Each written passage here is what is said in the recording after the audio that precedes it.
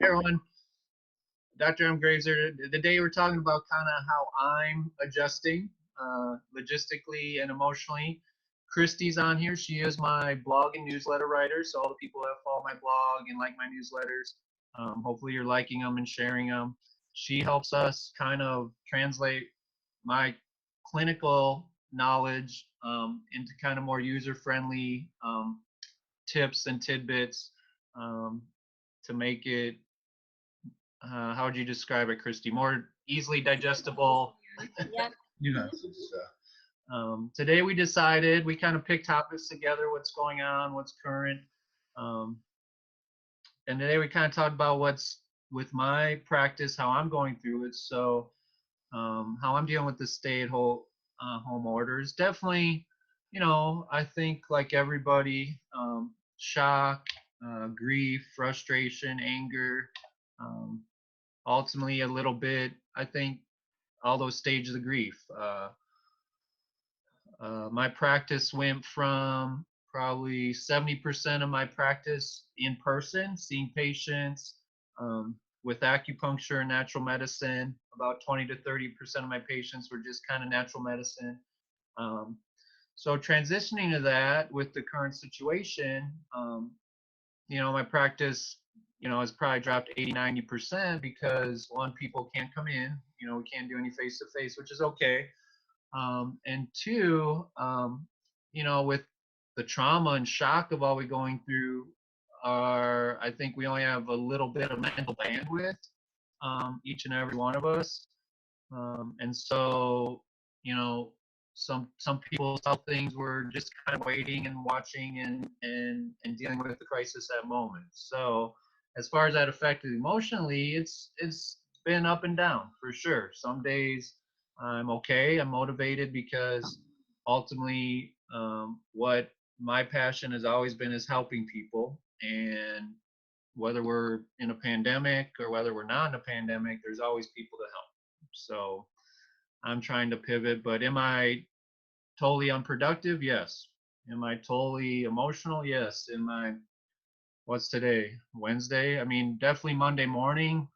That was tough, man. It was to come into an office that's normally kind of bustling and I get in the groove and kind of sit here and have to figure out, filing paperwork and getting my finances in order and helping patients transition to the Zoom telemedicine and just a whole different way of practicing, and not seeing patients face to face. It's definitely depressing and unmotivating, right? I think a lot of us we're asked to do the same amount of work, but we're getting less emotional return.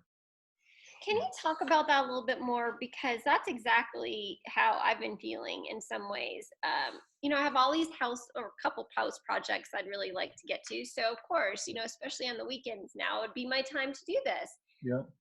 But I lack so much motivation to do this. Yeah. And that's not like me. And Yeah. I don't know why I'm feeling that way right now. Can you explain if others are feeling that same way? It's Yeah. like I'm not doing anything yet. I'm exhausted. Yeah. Yeah. And I think that's ultimately shock and trauma and grief. You know, our lives have been, severely disrupted. Our schedules have been disrupted. Our social connections have been disrupted. We're social creatures. So even if we are introverts or extroverts, we still get some benefit from intermingling with people, whether that's all day or just once a day. So I think a lot of us are um, grieving that. And honestly, during times, I guess when I was 20, I and my father died, it's a time where it's kind of, it's like someone takes a sledgehammer to your life and you're like, okay, the dust will settle. And then 5 minutes later, someone sets a bomb off in your house and you're like, okay, things are exploding and life isn't like we think it is. And, and It's also, every day is like this. mhm, yeah, One moment it's okay and I feel fine. And then an hour later, I might feel completely different and very overwhelmed. yep. And that's shock and trauma and grief. That is, And I mean, is it okay? Our culture tells me that I need to be productive Yeah. all the time. Yeah. So is Well, it okay for me to take a do pause. nothing? Yeah. Yeah. I think definitely. That's what I've been telling everybody. Like this isn't a time productivity is going to be cut down to zero. You know, a lot of businesses aren't working. If people are unemployed, if you need a mental health day, if you need a mental health week, then just take it. It is okay. This is a time to rest, to process the trauma, to grieve, to fall apart, to be honest with how you're feeling. Like, yeah, I'm just so unmotivated. And even me, man, it's really hard when you go from kind of this regular schedule. I'm in the office, 9 to 6 these days. When I go home, I'm off work. Um, Now I'm doing 10 different things and making, a quarter of the income. It just makes you question, I think is the best thing. It questions what the purpose is of all this. And in my opinion, that's a good process to take. We should all be questioning our jobs right now, our productivity, what's important in our lives. In my opinion, this is a good time to look at the research. When you look at the research outside of putting a roof over your head and food on the table, money doesn't really make you happy, you know? So a lot of us, I think, if our kids are safe and our loved ones are safe with all the fear that's going on, that's enough right now. If you were to give 2 to 3 insights or tidbits for people to take with them for today based on lack of productivity, lack of motivation, Yeah. dealing with the shock, what could we do? What are 2 things that we could do? Yeah. So I recommend stop trying to be productive, if you can. Um, what I've been doing is this has been an adjustment. So how I've been doing it, um, is kind of trying to cut back my hours. So work 9 to 1 or 9 to 2. And so that gives me at least, I feel like I can be productive for a few hours in the morning.